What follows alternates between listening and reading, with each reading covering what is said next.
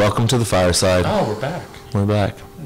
For part two. Yeah, part two of our cover-up special. Our cover-up special extravaganza.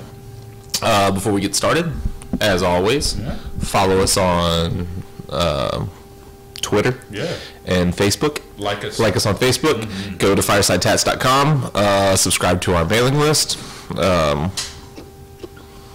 YouTube channels, iTunes. Subscribe on iTunes to the audio version. Leave us a 5-star review and a comment, a nice comment. That would be great. Or questions. Or questions. Yeah. You can send questions via Twitter. There's an Ask Questions on the website, right? There is. You can ask a question on the website. There's actually a little survey on the website where we kind of get to know a little bit about what you're interested in. Yeah. Maybe it'll help us to tailor a show specifically to your needs.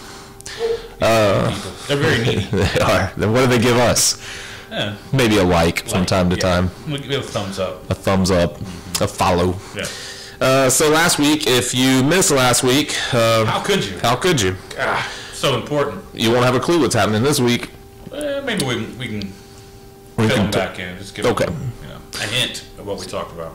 So last week we talked about cover-ups from the client side, from the person that needs the cover-ups point of view. Yeah.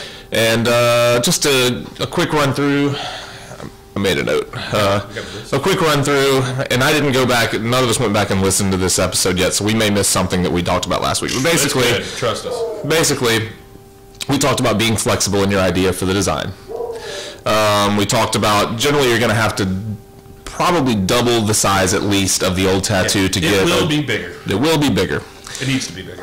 Think, as David would say, animal, vegetable, mineral. Something organic generally works better because you can mold it and manipulate it without it to cover and to serve your whatever purpose that you need it to serve. Usually that's easier than something that's very structured or geometric or something like that. Flat, open fields of space. Be prepared for a second sitting. We talked a little bit about that. Most artists really do love to look back through, make sure, and you're fighting with the black, so it's always a good. You want to have one more look. It's always good to look back through. So be prepared for that, and it's not really. We talked about it from the client's point of view. It's not really so much a touch-up sitting, like we always say that we guarantee our work, and you have 90 days. You have 90 days to come back, and if there's something didn't heal right, we'll take care of it.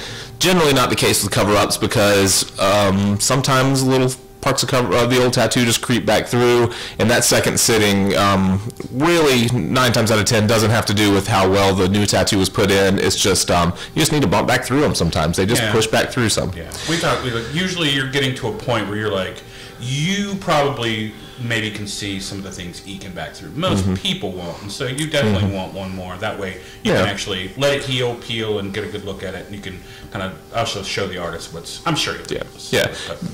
Be prepared to pay for that second sitting is what I was getting at. It'll make for a better. Don't even think about it as a touch-up. Just think about it as another session where he's going to be basically blending values, tones, and knocking down probably the last of the darks and probably adding just a few highlights. That's what I would think. Yeah, I think so. We talked about how you're generally going to have to use color in the new tattoo, especially if there's color in the old tattoo. It's hard. So that's basically what we went through from the client's point of view. So talking now to a tattooer that's maybe heard some of that and said, well, I don't know that I agree with all of that, or why does it have to be double the size, especially if you're fairly new and you haven't been covering up tattoos for a long time, and maybe you don't, maybe you haven't had a ton of success with cover-ups, maybe you're doing those cover-ups that they're having to get covered up, that we talked about, the cover-up of the cover-up. Of the cover-up. That does happen. Yeah. If you're doing those cover-ups and they're having to be covered up again, or you're just not getting rid of the tattoo, there's hope for you. We can help. I think so. I mean, we definitely mentioned some stuff last time, and definitely taking it from the artist perspective this time should probably give you a couple hints on what we do, and then hopefully you can kind of build off of it. And so I'll start by saying there is no one right way to do a cover-up. That's what makes it so. There's no one right. There's not a single way to do this, especially because every cover-up really calls for creativity in in a new way. It seems like, I think one of the hardest things to do, and it takes a little while to get into them and to do them well. I think. Yeah. So let's go back. We'll kind of tackle some of the same subjects and talk about it from the artist standpoint. Let's get right into the size of it. People will push you to they really don't want this cover up to be big. They love it to be the same size. As it can be. As small as you can do it. All the time. Small as you can do it. We always, both of us, tell people that you're generally going to have to double the size at least. Yeah. And it really depends on where that tattoo is on you and the field that's around it, like where it is on your arm, where it is on your leg, maybe how close it is to certain things. But yeah, in general, we like to double the size. Or I always think that basically filling the space that it's actually in is probably very helpful. Yeah. So redefining that area. Right. So yeah, think about the area. Just like we've talked about designing tattoos in multiple episodes now, especially we talk about designing large tattoos and making them work with the planes that they take up. You want to think from that standpoint, just to make the tattoo successful. You don't want to just slap it, whether it's a cover up or not. You don't want to just slap it in on a spot and ignore the spot. So while you have to consider how that cover up is going to work, also you're still considering the space that it sits, and if it needs to be 3 times larger to fill the space and make a nice piece, then it just does. And I always tell clients that I don't think of a cover up as like I'm covering this tattoo. I think that I'm distracting people's attention from that old tattoo. Blending it out, right? So while your old tattoo is here, what I'm doing is I'm hiding the shadows, hiding the old piece in the shadows of the new piece. So there's something bright and shiny over here that I'm saying, hey, look at this, and don't worry about this. And I think when you mean shadows, you mean basically the darker parts of the overall. Right. It doesn't have to be shadows, but just some, not the focal point. Right. Generally, the focal point is the cover up is not in the focal point of the new tattoo. Is usually the way that it works. So people are going to try. Not everyone that gets cover ups listen to our last episode, so they're not going to know about this. So they're going to come in and they're going to say, I want it as small as I can get it. And your first response should be, you're probably going to have to double the size. Yep.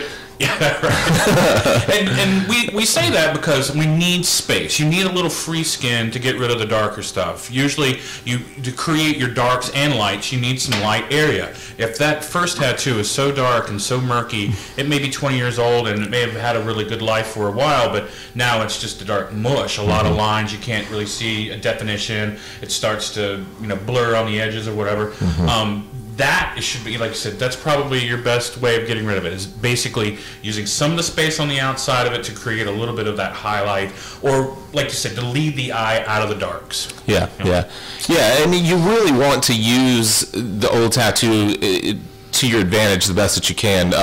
When you're thinking about designing it to blend into those darks, think about the shape of the old tattoo, especially when you're dealing with blown out lines, or especially if we'll get into scarring a little bit, or if there's any texture to the old tattoo, that stuff will pull back through. So if there are blown out lines that you're just not going to be able to knock out that easily, use them to your advantage. Design your piece to use those shapes. Yes, and that's really probably a great way of actually talking about it, is reducing what the old image is to a shape. Yeah. Don't even think about it like a tattoo. Right. And often, when we create, like when we're taking a stencil or mapping the area, I often will go ahead and just I'll make a quick lining of what it is, but it's really just the shape of it, and just make sure I know where it actually is on the skin. Right. And that, like I said, is a great way. Like I was last time, I think I was talking about trying to blur your eyes and imagine it like you're looking at clouds, and it's like, oh, what could that be? But actually, taking it as a shape into your form is probably the best way of describing it. So if it's a round shape, then your design should allow for that, and that's why it helps so much for the new design to be organic, because you can make changes to the drawing to lend the new drawing to that old shape without it looking like you know, like, well, why is there a dark circle right there in the middle of that? Exactly. Yeah. Why is that big black area right there? Yeah, you don't need that. I mean, basically, again, we're trying to move your eye through the area, not to concentrate on a big dark area or the absence of light in one place. I mean, you're basically, it's tricky. We're going to go over some more tricks, but like I said, as far as placement, I also like to recommend, I mean, like talking about the size, a lot of times when you have an old tattoo, one of the main things that's done too is shifted quite a bit on a person's like body, arm, leg, or whatever. So we often are tattooing ones that used to be on the center of an arm, and it's just, you know, falling back into a new place. And I also think like that's a good way of like reminding yourself when you're doing a cover up, is like not just to cover that one thing in a certain space, but to take in that overall, the overall space that you're really working in, to recenter your items, to make sure, like I said, that you can move it through an area without having things interpeting, like the bend of an arm or the end of your wrist, or you know, or the edge of your elbow, or whatever, your knee. Try to remember like that space. Often, like I said, we're pulling it into a new place, and we need more space to do it. Not always double. Maybe you do have to take up an entire area, but it may be better for the design that way. Right. And I was going to bring that up whenever you mentioned that you trace out, excuse me, the design. You lay, well, we both do this, and I think it's a good habit. I don't see any other way around it outside of using photographs, maybe, but we lay tracing paper over the person, lay out with a Sharpie where the shape of the old tattoo, and then maybe with a dotted line or with whatever, give yourself a roadmap of that entire area. So let's use a deltoid because it's easy and there's a small tattoo here. You know, you might lay your tracing paper over, mark the shape of that old tattoo, mark this where this collarbone is, mark where the armpit is, maybe where it meets your tricep or bicep, and just map that entire space. That way you know you're not just taking a stab in the dark, and you're not relying on the idea that old tattoo is centered, because sometimes to your eye it may be a little centered, it may look like it's centered, and it's really not. I think I mentioned that I'm doing did I mention it in the last show that I'm doing a cover up? It's a full sleeve, but it's a big tribal kind of thing in the forearm, and it looked very, I mean, at first glance it looks centered to me, and I laid a new kind of big skull shape over it that was, like we're saying, at least twice the size, and I depended on that old being centered, and whenever I placed the new stencil over it, I saw just how far off it was. It was probably an inch or more off. And when you double the size, it really stands out that it wasn't centered. So don't assume that it's centered. Give yourself marks of what is true center, so you can see, well, there's actually a lot more space on the right than there is on the left. A good buddy map is really important. Yeah. And don't just, like before we were saying, mark the shape, but you really want to make sure you know where all the darks, the true dark, especially black in the tattoo is. Often you're going to be trying to lay your lines right off of it, or some of the main structures off of it to get rid of it. It's just one of the best ways to get rid of it, when you're having to really, like you said before, we're not often just plastering an image over the top and just crossing our fingers that it gets rid of the design. We're actually drawing the design over the top of it and making sure that it starts that way, that as a cover-up, it's really working over the design, not just here's the design and I'm throwing it over the top. I try to think of I try to plan for the cover-up to be the darkest area, or one of the darkest areas of my new tattoo, and if you're thinking about relating your new shapes to the old shape, then you can make that look pretty natural. You don't have to. It's not like you're forcing yourself to make something dark that shouldn't. Think about your light source, and light is what describes every form that we're putting on people. So if you really need this space to be dark, where does it make sense for my light to come from? If I'm using this shape, and I know that this side of it needs to be dark to make this cover-up work, well, that describes where my light should be coming from, and stick to that, and it'll be a believable new tattoo. And stick to it. That's the main thing. Don't have all over light source. Stick with one, and it'll be a lot easier for you. And try to make sure that you're really taking where that is on their body into account too. Where it's facing, where it's coming in. Remind yourself of it. If it's on the right side or the left side of the body, where the true light sources should probably be, and maybe where the image should be going to as well. I mean, taking that into account probably will help. I think before before we started talking, you were talking a little bit about creating different grounds. Like we often creating a space, like a foreground, a midground, and a background, right? And trying to remind yourself where that image is going to be, where the darkest part of that's going to be in that. Yeah. And to balance that, we're talking about a foreground, middle ground, background. So you would think. If your foreground is dark, your midground would probably be light, and then your background would be darker as well, so that you give that illusion of space. So if this cover-up is going to sit in the midground, then you need to think, well, the foreground needs to be light and the background needs to be light and the midground needs to be dark, and plan from general to specific like that, and it'll be a lot easier on you, because the last thing you want to do is to lay in this really defined kind of bold dark foreground and then realize that half of this tattoo sits in the midground that's directly behind it, and then you're fucked. Right, because then you're basically laying darks in every area where you're not creating any dimension anymore. Yeah. So and I think that probably comes with a little bit of time trying to get used to doing cover-ups as well. And often, I think we did talk about last, maybe for just a second, like how to approach them too. It's like often I find that like trying to put these objects, whatever it is, in dimension helps quite a bit. We talked about that before about giving it a light and dark, but that's usually on a dimension. So you're creating whatever it is, and you're creating it in dimension, so it's molded form, so it does have a light source, it does have highlights, maybe it has those lights that it's picking up from the side as well, but try to remember, like you said, foreground, background, and that in the space that it's in, and you should make for an easier tattoo. It'll make your life a lot easier. Sticking to one light source really helps, and thinking about that foreground, middle ground, background, and determining where the cover-up sits in that.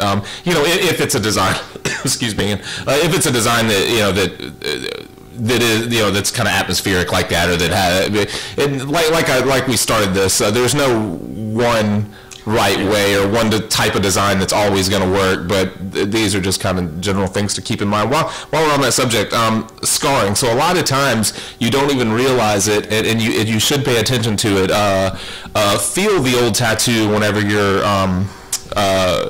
you're tracing it out, whenever you're snapping a photo of it, whatever you're doing, and make sure that it's not raised. If lines are blown out, there's a good chance that there's some scarring, and something like a solid field covering that is not going to work, because you're going to see the scar, the shape of the old tattoo will come through in the texture of the skin. It'll really come through quickly whenever you're doing the tattoo, because the scars instantly want to swell. And so let's talk about ways to deal with that. Whole other subject, but I think, but we talk mainly about keloiding or other things. Basically, like I said, people that have already got blown out tattoos, and I think maybe that lends into again is working with texture. Trying to do some textural device to help get rid of some of those, instead of like you said, putting an even field. Like if you just put a field of black or a field of red, or maybe a valued color in one large group over the top of it, you will see it stand out almost immediately. Especially if you're using black, it stands out pretty well. Like you said, I like how you said, like, feel it first. Like, if you're not really feeling the skin as you're working anyway, you're probably not doing yourself any service. You really want to know what that surface really is. But sometimes you can't tell by just looking at it. You really need to like run your hand over and be like, oh, that is a little bit raised. And that's what we've definitely had people that come in that maybe don't have that. Maybe the scarring is not from a tattoo, but it's from something else, like old wounds, old whatever.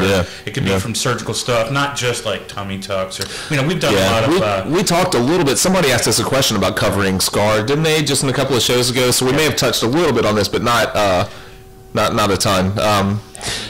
Acne scarring, but those things. I mean, I guess you can approach all that the same way. But the thing to keep in mind about cover-ups is that the scarring may not be obvious until you start the cover-up.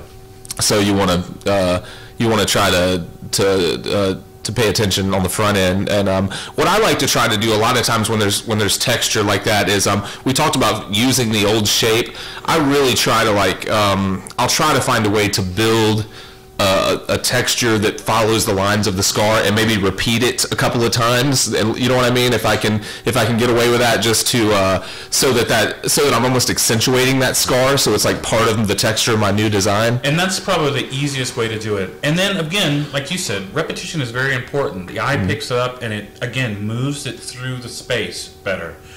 So, I mean, like you said, even if it's a repetition of pattern, if it's a repetition of a shading device, if it's just any type, I think, even if it's a symbolic, like even if the design you're doing, it's like a wing with a wing with a wing, that kind of repetition creates, I guess, visual movement. And again, like you said, if it goes over the scar, great. If it helps create a different texture so that you don't see the scar again, great. But if it leads the eye out of the place, even better. Yeah. And often that's what, and we've done it, with snake scales, or done it with scales on fish, or dragons, or even fur on a lot of animals. Yeah, there are a lot of ways great. that you can kind of move and pick that texture to work for your advantage. Yeah. And if you put it in the right space, like you said, again, it's going to move your eye through the piece, and hopefully it doesn't just stay right with the darkest areas. Yeah.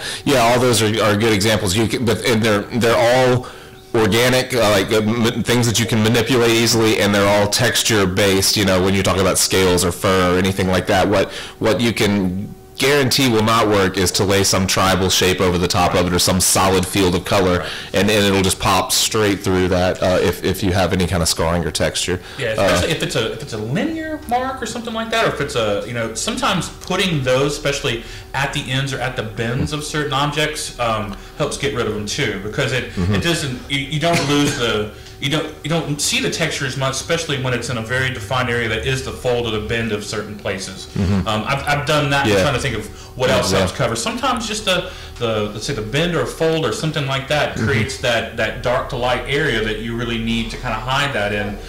It's a very, I think, a pretty easy way to move it out. Like, you can't fold every object, but if that's where a natural bend occurs, and it's like, oh, that's the bend between your fish and your fish tail, or if that's the inward, a larger leaf, like bends or folds and stuff. I think you find a lot of places that you can actually, maybe that's another thing we were talking about before, is like creating different dimension as well. It's like often just by moving a piece, say in different dimensions in the same space, it really helps move your eye through the piece. Anything to help move it through, I think. I'm repeating myself. Yeah, no, I think so. While we're talking about that's something that a couple of things that I used to that I struggled with, or mistakes that I made starting cover-ups. That was one, was ignoring the texture and it popping back through. And then I can remember, you're covering something that maybe has a lot of dark color, but then maybe it has some yellows or some greens that are really faded, and you have this overwhelming desire to make that a light, to keep that light. You know what I mean? It's like, oh, there's a light spot. I need to find that, needs to be a highlight. Right. Well, most of the time it doesn't. One thing that we're talking about, how I say I hide it in the shadows, or in the I'm just distracting attention from the old tattoo. Whenever when you force yourself to use the lights of the old tattoo, you're probably creating some strong contrast right at that point, and you're drawing attention to that cover up more often than not. So don't be afraid to go over, even you're looking at a tattoo and you're going, oh, there's really not that much black, I probably won't have to use that much black to cover it up. Well, think of distracting people from that entire area of the tattoo, and don't try to use every little light spot in the old tattoo as a light spot. Sometimes you just can't reclaim them. No, you can't give them up. And like you said, often it adds, it creates places where your eye it unsettles the eye, where it doesn't look as natural as it should be, and it doesn't make sense. Forcing it, usually. Yeah, I think that happens a lot. Another thing is, people will ask you, can you? You'll get people that'll ask if you can cover their tribal band with a flesh tone ink. People really think that that's possible, but so when you're trying to use light colors as part of your cover up, like maybe you've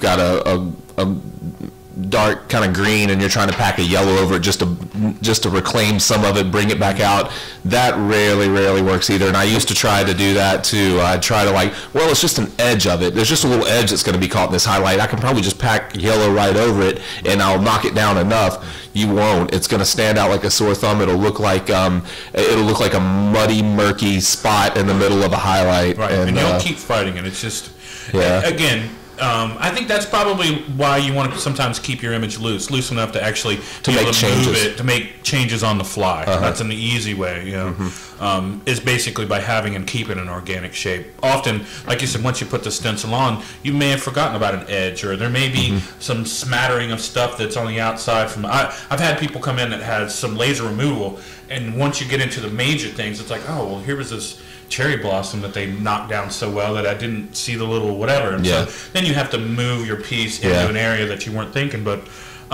keeping your ideas loose and making it somewhat organic makes it a lot easier. And like I said, don't just be so settled on it that you're going to do every line the way it is on your stencil. You have to be a little amicable to what you're covering.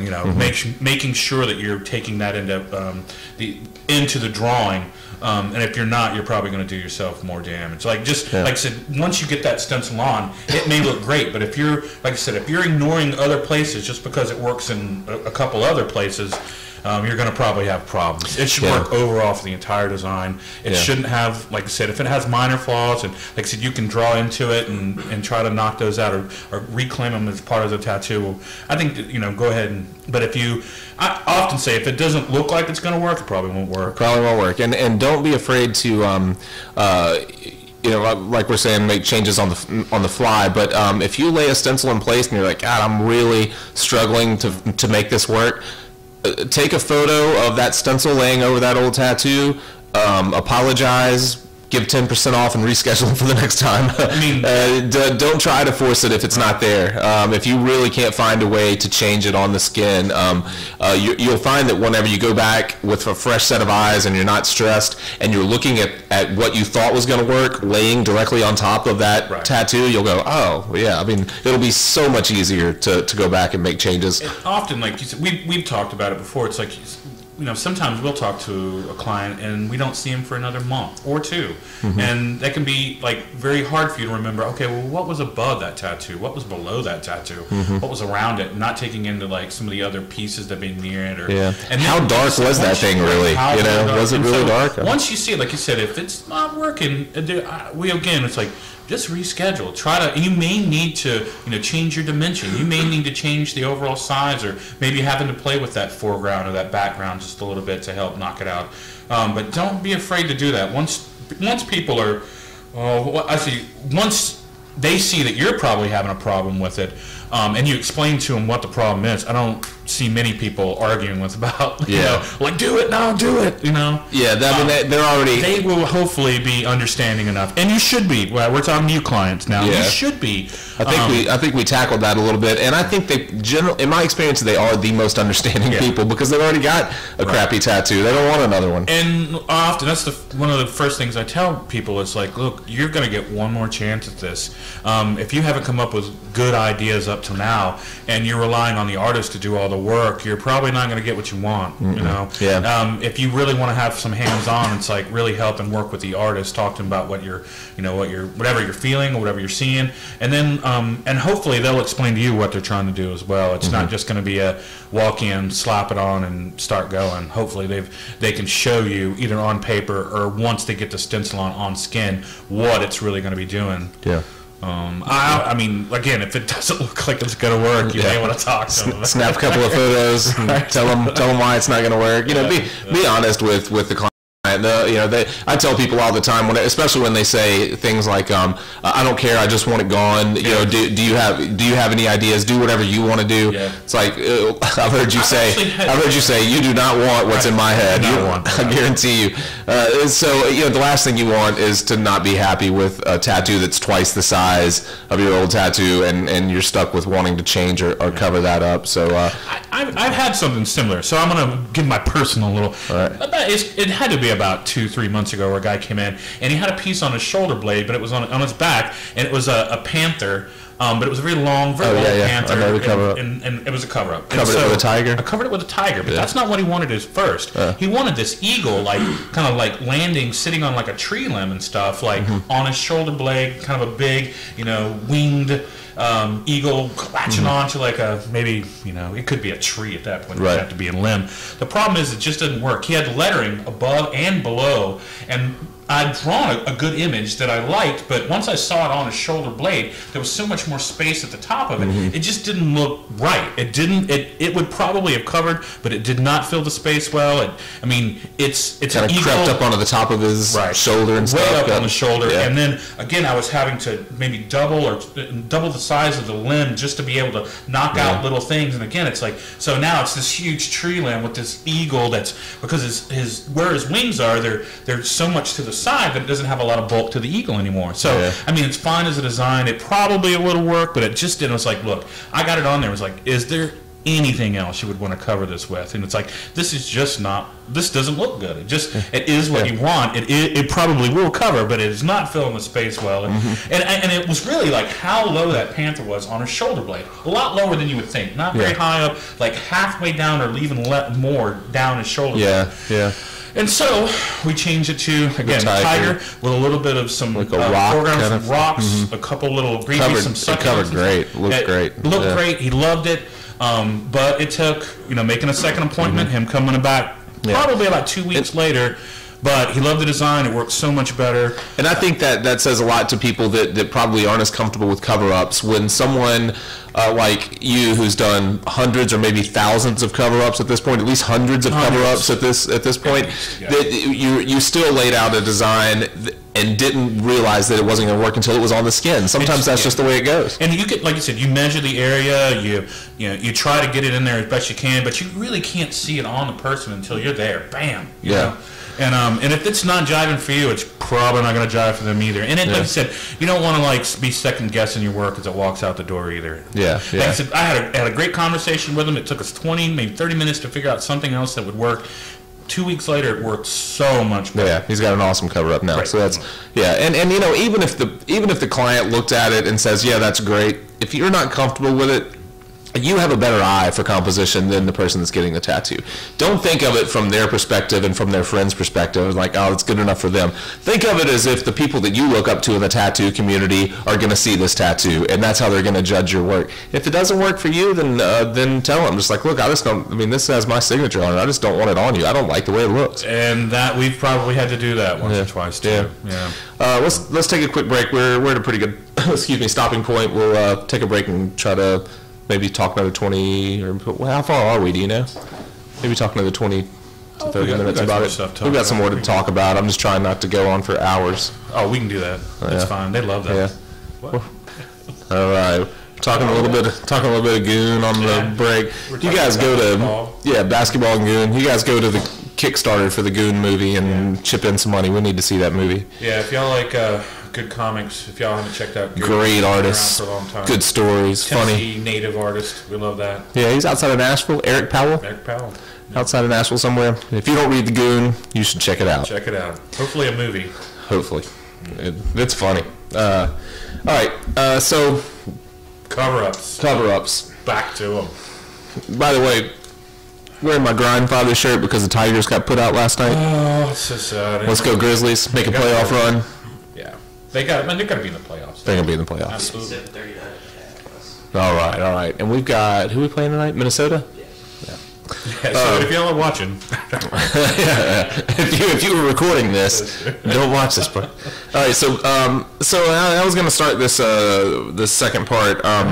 If any of the things that we talked about in the first part seem like overwhelming or intimidating or like too much to think about, don't feel like you have to accept cover-ups at any. It's really it takes a lot of technical ability. It takes a lot of artistic ability, a lot of creativity, and it's really for seasoned artists. The last thing you want to do is let your ego get in the way and tell someone that you can handle this cover up and then they're trying to cover up your cover up. That's the last thing you want. You'll feel like an asshole if you do that. Don't feel obligated. Or if there's someone at the shop is covering your cover up. Yeah, exactly. Yeah, reworking your cover up. So if there's someone, find someone that's good at it. If you're not ready for it yet, make a friend that's a little more technically sound than you, or that's done some cover ups, and recommend that client to them. And if you can, watch them do it. Watch a handful of them. I would never recommend attempting one when you haven't watched someone pull one off successfully, or pull multiple off successfully. And definitely start small. If you haven't done any, start with some of the smaller stuff to cover. Don't get into your first trying to cover a tribal band on an arm or something like that. Yeah, something that's old and light and beat up, 20 years old, homemade, hand poked. Start with that. Yeah, start with that stuff. It's already kind of gone to mush. Yeah, because it's so dependent on a cover up being successful is so dependent on you being able to really put in nice crisp lines and get clean edges so that your contrast is the way that you want it, and to pack in really solid light fields of color, really solid dark fields of color. Right. It requires so much technical ability that if you're not there yet, if you have not mastered your machines, leave it to somebody else for now. And a good cover up has all those darks, lights, line weight variation, solid lights, values, and like you said, a good dark to light spectrum. Your darks are true dark. The thing that beginning artists I think always struggle with, but even after they get their darks down pretty well, or even their lines in pretty well, is putting in solid fields of light color. And you really need all of that. You need to have a full arsenal to tackle a really complicated cover up. You're really comfortable with your own color palette too. Yes. Because you are not going to cover some of these things with really dark, light, bombastic colors. You're often going to have to use some colors that are very, say, chromatic, or on say the darker sides, like unusual browns, unusual greens, unusual tones sometimes to help pitch the value of it. Yeah, you really do. Always be these super violent, bright pieces that a lot of people you need to learn to work with really muted tones. Very muted. Yeah. Often. Yeah, a lot, because the cover up is going to mute whatever you put over it for the most part. Unless it's solid black going over that part of it, it's going to knock down any color. So like we were talking earlier with making sure that if the cover up's in the foreground and that's your dark area, to make sure that you balance that with a dark someplace else. If it's really muting a tone, you need to be able to mimic those muted tones in other parts of the piece. Exactly. Yeah. So and that's tricky. I mean, you do have to understand your color palette. And it takes a certain eye for that, I think. And if you're just getting into it, like I said, maybe start a little smaller, and that's probably your best way to kind of start to work into some of those. Like, how do you get rid of true black? A brand new, say, 2, 3, 5-year-old tattoo is not easy to get rid of, and you will be fighting it tooth and nail. It's the older ones, like you said, the ones that aren't really well done, they weren't put in really well, maybe that are hand poked, prison stuff, done in people's homes, bathroom, whatever, stuff like that you really want to start with. Don't start trying. Easier for your mind, and hopefully it's easier for the person you're working on too, because you want to do a good job on those first couple to get you used to it. Yeah, the first build a little confidence, all jet black and people's names and stuff, and they're just popping right back through. You're not gonna have any confidence. You're gonna be disappointed, and more importantly, your client's gonna be disappointed, and it's gonna tarnish your name a little bit. So start with take your time with that. Do not try to cover a really nice dark professional tattoo on your first attempt. Let's talk about why you want to schedule a second sitting, really no matter what. I say that. There are times that I don't schedule a second sitting, but or you probably too, but we've done a ton of these. If you're early on, always schedule that. Just look through it. We've talked about before how it's never a bad idea to look through any tattoo, no matter what. You can always make a tattoo better when you look at it a second time, even if it's just popping lines out here and there, or making a blend a little smoother, or any number of things to kind of counteract the way that skin deals with being beat up. But with cover-ups, it's so much more important because those old little pieces of that old tattoo has such a tendency to pop back through, and your ego will get in your way sometimes. You'll be like, that thing's fine. You're gonna be fine.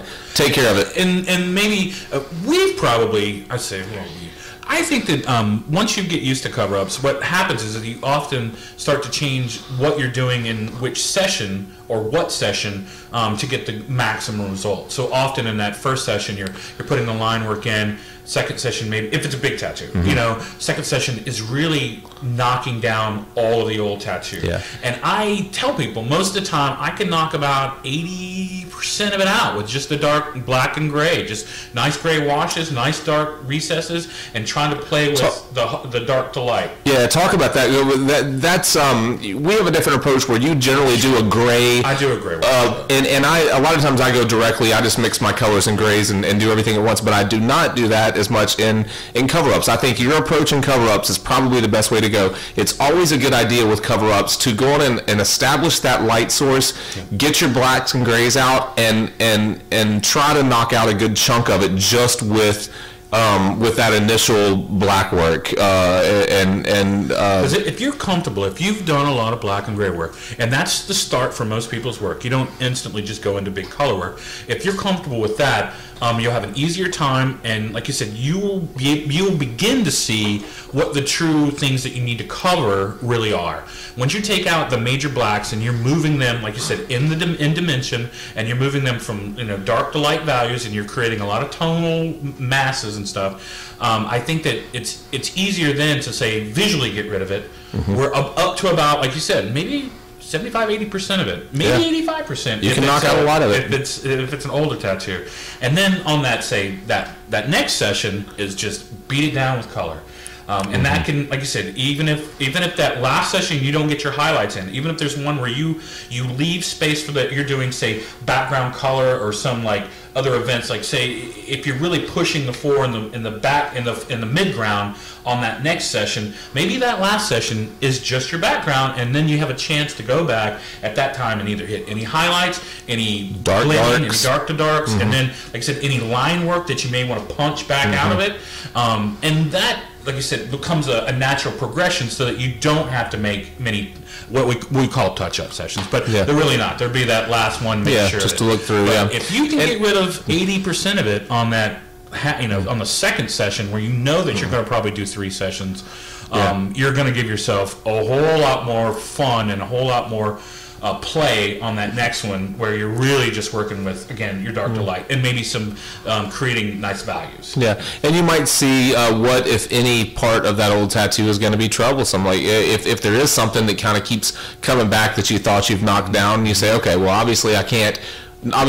pack color over this part and knock it out. How do I remedy it? Is it what we talked about, building some textures, mimicking those lines in another part, changing the pattern enough to kind of to camouflage it, or you can do those things a lot easier once you see how the old tattoo has reacted to you packing color over it.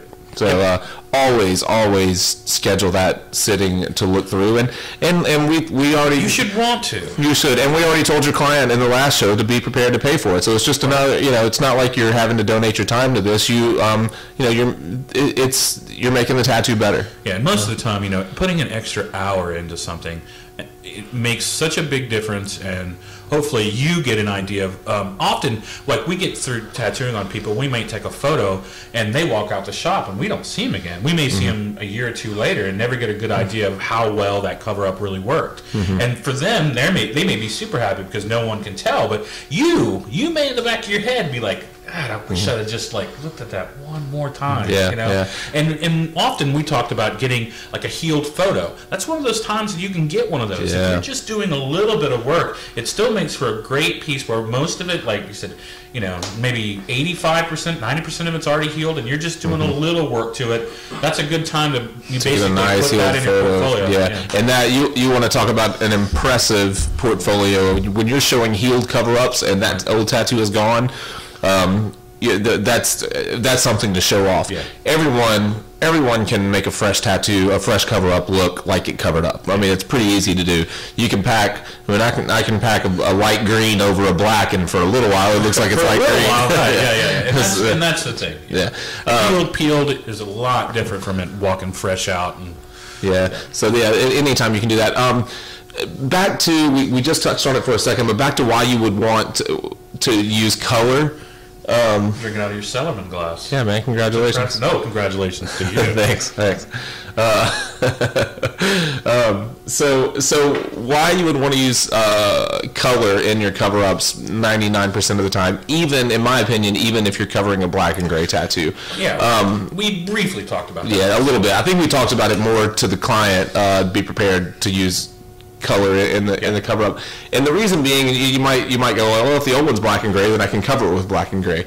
There are a lot of different grays, and it's nearly impossible for you to make any smooth blends, smooth gradations with your gray and not have some type of value change in the cover up, like unintentional value change from the old gray. It's always going to stand out. It's very little chance that you can just blend a black, like very heavy line right out, or move it into a different direction. You were going to have to, like I said, hide that with different tricks. It's all tricks. Yeah. But like you said before, it's the black and gray can only do so much. Often we say, like, well, a little white highlight, again, that kind of pushes the field. But in general, if that old tattoo has any color in it, or if you're worried about really getting, say, a little more push off of that skin tone, best way to do it, like we were talking about before, little cool gray, maybe some warm grays, and playing with just like tonal grays, not gray wash, colored gray, like colored grays. Packing grays in skin, and they can be even like just what we were talking about before, chromatic colors in a very limited range. You can often get away with just some really nice, beautiful push and pulls. Yeah, you could keep a tattoo black and gray, but I rarely can you use gray washes and be really successful in covering an old tattoo, even if that old tattoo is black and gray. And like you're saying, when you can keep it black and gray and mix the and play with cool grays and warm grays, and you have a blast. You never get to do that stuff. Never. You do it all the time, maybe in your own work, or you pull out those 20% cool, warm, or whatever. Yeah, and Prismacolors.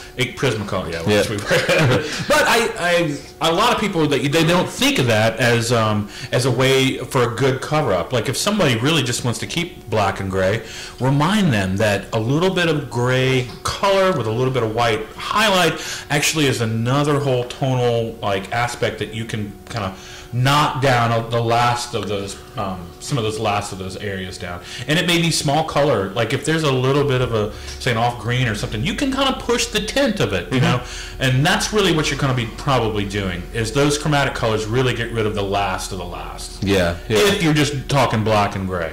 Yeah, and the biggest thing is that you're actually packing all of your tones in the skin and not just peppering out a wash to skin tone. That's when it's really tricky to. And it'll help make a more dimensional object, whatever that is, and that's what I think is a main way for a lot of people to get rid of something. Often the piece that you're covering wasn't that way. It's not a truly dimensional thing. It's usually real stark. It doesn't have a background. I mean, I'm thinking of like lettering or tribal or kanji or things like that, where they don't have a lot of push and pull, that they're very usually flat imagery, and that's your best way, is create a little dimension and reinforce it with either color or gray, and then highlights. Darks, lights, get your full value range in there. Foreground, midground, background. Think about your composition as a whole. What all have we talked about? Tons of stuff. Use textures, especially with scarring. Textures are a big deal. If you're not real comfortable with drawing like textural objects, get used to it. I mean, draw you some wolf heads, draw you some things that have fur on them, draw you some bears, draw you some dogs, draw you some things, cats, draw anything that has texture that you can move and make, say, that's in with your dragons and kois and whatever, but you're going to have to usually have a textural dimensional object. No matter what. You can do it with other things like rocks. I mean, like when you're building your foreign backgrounds, like often things that have crazy textures to them and highlights to them work perfect for that. I'm trying to think of other. It could be anything, but usually it's going to be organic structures, and then most of the time, rarely are you going to have a successful cover up with a solid field of color. Some flat, two-dimensional design is rarely the right answer. Cover it with American flag, not going to work. No. Cover it with my granny's photo, not going to work. No portraits. Don't try to cover it. Don't even try it. Unless you can make the old tattoo like a Part of the hair? Yeah, or a tattoo on Granny's cheek. Oh, yeah. Like Taz on her cheek. It's like Granny had this kanji. That'd be pretty cool. It's like Granny. Exactly. Granny's got kanji on her cheek. Yeah, I mean, you could probably do that. I mean, we definitely joked last time about the suitcase, but again, and objects in dimension work great as long as that you're taking it to like, then you're creating like this metallic case that's got the sheen to it, chroming effects that work great for stuff like that. That's textures all over again. Texture. All right, send us some questions on this episode. I'm sure there's going to be plenty of questions. Don't you think? We talk about everything. I don't know. What else? What else did I miss? Everything on my list is talked about. Yeah. Flexible, double the size, organic, texture, scarring, second sitting, use color, no one right way. There is no one correct way to do a cover-up. It's true. Just open your mind, be creative, try something. If it doesn't work, don't tattoo it. Don't do it, right. I mean, try something else. Things you can definitely, I think most artists can quickly lay out two different designs if one's not working for them. I mean, don't just stay with one because you think, oh, I've got to do this, I've got to do this, I've got to do this. Yeah. It's that creative process of drawing over the top where you get to see the darks, the lights, the shapes, the values, the size that you're working with, that you might get a better idea. You might like, oh, this is not working. I need to create it in another dimension, or I need a little more space, or I need a different object. That's probably, like I said, that's some of those hit and miss where you have to really talk to your client. And I think sometimes when I talk to cover-up clients, it's some of the longer conversations that I do have with some of my clients. Often people come in, if they know exactly what they want, they hand you some stuff, they hand you some copies, they show you some pieces that they like, and they really depend on you to go ahead and just come up with something in that way. While a cover-up, you really have to ask a lot more questions. You have to do a lot more measuring, and you have to be a little more, like I said, you have to have a little more finesse. Yeah, a little more probing. Make sure that you get their input, and don't let them leave the ball completely in your court. What do you like? What do you like? Right. Give me some things Hopefully that you write like. This stuff down. I know people are like, I remember talking to him for like half an hour, but then I didn't write one word down. Well, good for you. It seemed like you like scorpions. I think he said he's scorpions. Yeah. Scorpion King, maybe. Was he? That was it. It was definitely something about photographs. And I don't know what it was. Always take your before photos. Don't. There's nothing worse than like getting the after photo and be like, oh, by the way, this was a cover-up. So get your before photos, and the reason being, record your own process. I mean, that's one of the best ways of learning. That way you can see. And it's a great way to show the next client why this works and why something else may not. And if you don't have a lot of successful cover-ups yet, if you haven't done one at all, find some good ones and use other people's work not as your own. Use it as an example. Use it as an example of like, look, this is why I can't do that. See what worked, see what didn't work. There's tons of examples of successful and unsuccessful cover-ups on the internet. print a few of each, or just pull them up. And you can show people. A lot of times people respond better to that than you just trying to describe in your fancy art talk why this will or won't work. Show them. They're like, look, see that old tattoo that's still showing through? We definitely talked a lot of fancy art talk, I think. But again, having that process on camera or wherever, that you can not only show it, but you can see it for yourself. Like you being able to see what you've done on a session when they come back in and it's healed, and you having a one-to-one where you can go like, oh, well, that's what, maybe I need to really concentrate on this, or I need to concentrate on that. It'll help you for that next one. You think it's really for them, or you're going to put it in your book, but it's really for you. Yeah, it really is. I like to get photos of the tattoo. Sometimes I'll take one just before and then a finished one, but usually I'll get one after I lined it, or maybe after I just placed the stencil, just so you can see where the old tattoo really sits in relation to the new tattoo. I think that's too for size relationship too, to show people like sometimes it's better to go big. It just is. Yeah. So take plenty of photos, and coughing a lot tonight. Take plenty of photos. If you don't feel ready for this, just send us some questions and we'll keep answering them. Talk to your mentor and watch someone pull off a couple of cover-ups, and don't feel obligated to take one on if you don't think you're ready. Yeah, and because I don't want to cover your fucked up cover-up. If you're kind of an up-and-coming artist or whatever, if you're doing some stuff, you probably got some friends that need some cover-ups, and maybe that's where you start. Start on some people that know you, know your capabilities, and will work with you, and then someone that maybe that's closer. I think that's a great long idea. Enough that you can actually see it heal. I think in all aspects of tattooing, working on your people that you're comfortable with first, especially when you're trying new things. It's always better than working on someone that just walked in the door. It could be shop mates, it could be your friends, it could be whatever. But there's going to be somebody there that'll be like, yeah, I'll give you a chance. Yeah, let's do this. Yeah, especially for free or a discounted rate or something. Free? I don't know about that. That's a lot of, man. Join our mailing list. Learn what we're doing. And like us on all of the appropriate if we didn't mention sites. Something, absolutely send us a little, reminder of like, what did we not talk about? We hope we've hit this subject pretty well. But I think over two sessions, we've done pretty well. And but we'll it's try to show some examples. We definitely have some of our own that probably throw out. I have a decent amount of cover-ups on my Instagram account at @pluguglyart. David has cover-ups on makingmamaproud.com. I probably have some on there as well.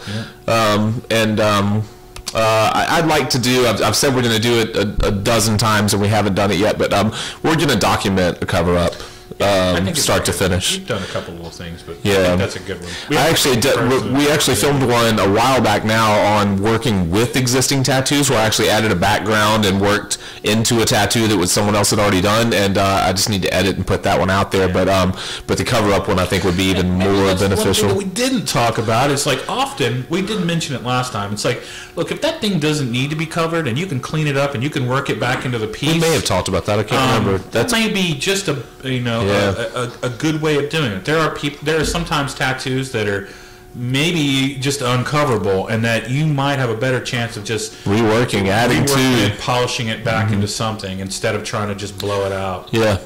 I think we talked a little bit about that, briefly, but not much. Sometimes you're going to get to a point where you're like, you probably shouldn't touch it, and you know what you should do is tell them that, and just tell them you're going to either have to find someone else, you're going to have maybe to get some laser removal.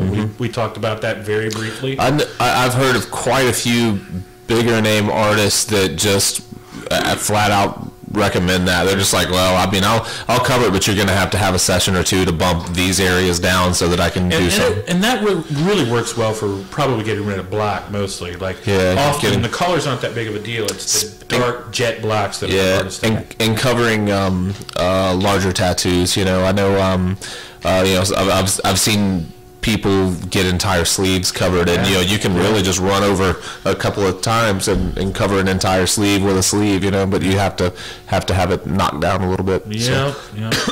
All right, we're gonna eat some dinner. Sounds good. Drink another beer. Thanks, guys. Like Fireside Tats. Like us on thumbs us up. Rate us all the stars. If you got questions, please send them. Thank you. Bye.